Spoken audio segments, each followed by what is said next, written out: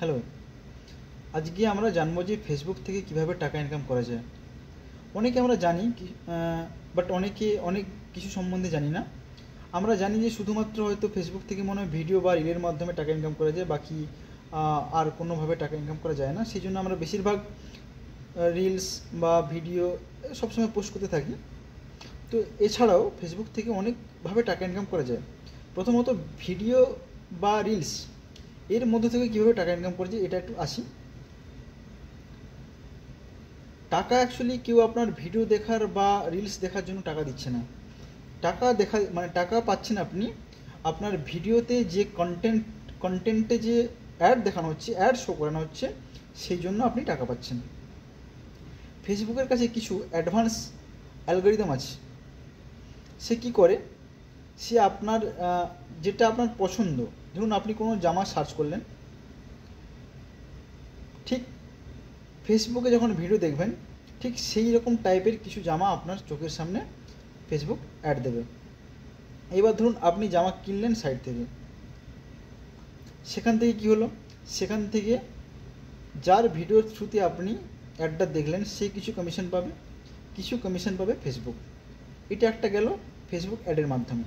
এইবার ধরুন আপনি থার্ড পার্টি, ঠিক আছে, আমি একটা বিজনেস শুরু করছি, সেটাকে আপনি পাবলিসিটি করতে চাই আমি। তো আপনি কী করলেন, আমার কাছ থেকে টাকা নিলেন, বললেন টাকা দেন আমি আপনার ওয়েবসাইট পাবলিসিটি করে দেবো।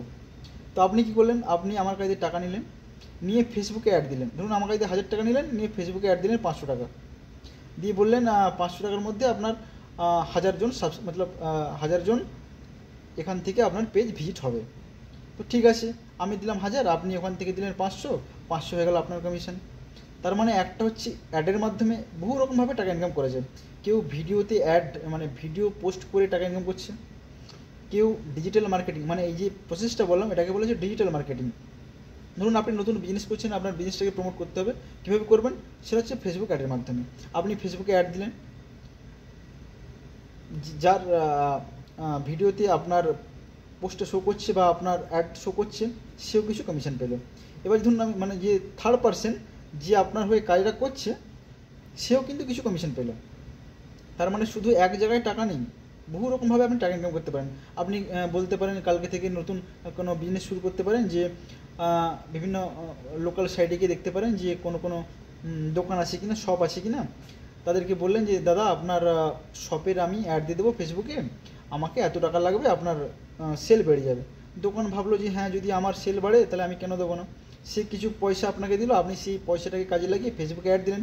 আর ফেসবুক হচ্ছে কি বলা যায়, যেহেতু সবাই ইউজ করে তাই জানে ফেসবুক লোকেশান বেসড, কার লোকেশান কোথায়, কার কোন ভাষা, কে কোন জিনিসটা পড়তে ভালোবাসে, কার বয়স কত, সেই অনুযায়ী ফেসবুক কী করে একটা অ্যাড সব মানে যে ধরুন আমি একটা আছি, ধরুন আমি একটা জামা চুজ করলাম, তো আমার সামনে সেই টাইপের জামা, যদি আমি ধরুন জুতো সার্চ করি অনলাইনে, তো ফেসবুক কী করছে, সেই টাইপের জুতো আমার ফেসবুক অ্যাকাউন্টে শো করাচ্ছে।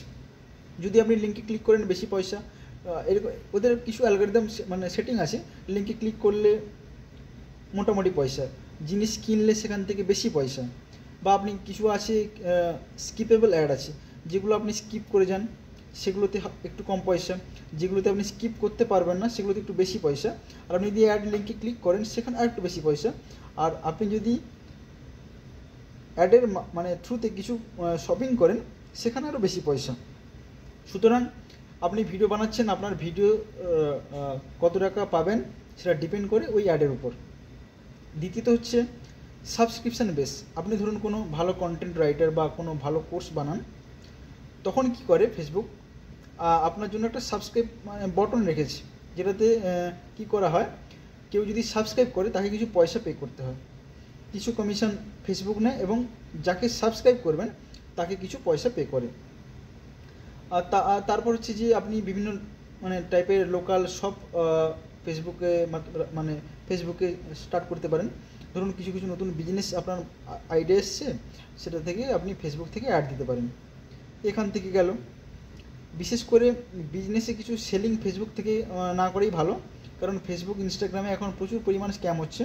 তাই ইউজাররা যারা কিছু কিনতে চায় তারা এখন ফেসবুক বা ইনস্টা থেকে কিনতে ভয় পায়। সুতরাং আপনি ফেসবুকে অ্যাড দিতে পারেন, কিন্তু কোনো জিনিস সেল না করে বেটার। এবার ধরুন আপনি কোনো ওয়েবসাইট বা আপনি কোনো ব্লগ বানালেন, যেটা আপনার কি বলা যায় বিজনেস ওয়েবসাইট। ধরুন আপনি কোনো একটা ই-কমার্স সাইট ওপেন করলেন, সেইটা আপনি অ্যাড দেবেন কোথায়, সেইটা আপনি দিতে পারেন ফেসবুকে। সেখান থেকেও আপনার কিছু টাকা পয়সা জেনারেট হওয়ার সম্ভাবনা আছে। তারপরে ফেসবুকে কিছু কন্টেন্ট আর্টিকেল রাইটিংয়ের জন্য আছে। এবার যারা ডেভেলপার তাদের তো আলাদা পয়সা, তাদের তো প্রচুর পয়সা। যারা ফেসবুকে ধরুন কিছু জিনিস ডেভেলপ করছে তাদের তো ছেড়েই দেন। বাকি নর্মাল যারা আছে, মোটামুটি যারা হালকা নলেজেবল লোক, তারা যদি চান যে ফেসবুক থেকে ডিজিটাল মার্কেটিংয়ের মাধ্যমে প্রচুর পয়সা, শুধুমাত্র যে ভিডিও বা রিলসে পয়সা আছে সেরকম ব্যাপারটা নেই, বাকি অনেক কিছু ক্ষেত্র আছে। তো এইগুলো একটু মাথায় রাখবেন। শুধুমাত্র ভিডিও বা রিলসের মাথায় না দিয়ে আরও কীভাবে ইনকাম করা যায় ফেসবুক থেকে সেইগুলো একটু দেখুন। যদি কোনো লোকাল শপ খুলে সেটাকে আপনি ফেসবুকে অ্যাড দিয়ে কিছু মানি জেনারেট করতে পারেন। বা কারোর ধরুন ইউটিউব আছে, তো সে কী করলো, সে চাচ্ছে ভিউ চাচ্ছে বা সাবস্ক্রিপশন চাচ্ছে। তো আপনি বললেন যে আমি আপনার 1000 ভিউ পাইয়ে দেবো, তার জন্য আমাকে 500 টাকা দিতে হবে।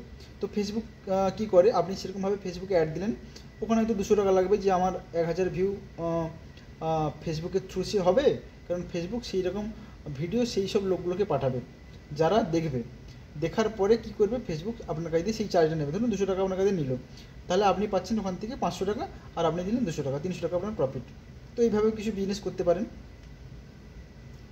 এইভাবেই মোটামুটি আপাতত। তবে ভিডিও বানালে হচ্ছে পয়সা। এইবার কি, ভিডিও বানালে ফেসবুক আপনাকে পয়সা দেবে, তার কারণ হচ্ছে কি, ধরুন আপনি কোনো ভিডিও বানালেন, আপনি 1 GB ডেটা SD কার্ড কিনতে কত টাকা লাগে, 200 টাকা 250 টাকা। এবার ধরুন আপনি ভিডিও বানিয়ে যাচ্ছেন, তো আপনার ভিডিওতে একটা কি বলা যায় সাইজ আছে। ধরুন আপনি 10টা ভিডিও বানালেন 10 GB, তো 10 GBটা স্টোর করা হচ্ছে কোথায়, সেটা স্টোর করা হচ্ছে ফেসবুকের সার্ভারে। তো তাকেও স্টোর কস্ট সেটাকে মেনটেন করতে হচ্ছে। ধরুন তার কাছে সার্ভার আছে, তার জন্য তো আপনাকে তাকে তো ওই হার্ড ডিস্ক বলুন বা যাই বলুন কিনতে হয়েছে। তো আপনার ভিডিও তার সার্ভারে আছে, সেখান থেকে তো সে তো আর কেউ তো আর ফ্রিতে আপনার ভিডিও রাখবে না তার সার্ভারে। তো সেখান থেকে সে চাইবে যে তার কিছু পয়সা জেনারেট হোক। সুতরাং ভিডিও বানাতে থাকুন বা কন্টেন্ট বানাতে থাকুন, তবে ভালো ভালো কন্টেন্ট বানানোই বেটার, কারণ এগুলো পরে আপনাকে আরও রেভিনিউ দেবে। ভালো গ্রোথ হয়ে গেলে কি বলা যায়, যদি আপনি ভালো কিছু বানান, তাহলে আপনার জন্য পরবর্তী সংবাদ যা আসবে সেটা হচ্ছে ভালো। তো মোটামুটি বানাতে থাকুন, কারণ ফেসবুক কখনো চাইবে না যে কেউ তার স্টোরে ডেটা রাখুক, ফ্রিতে রাখুক।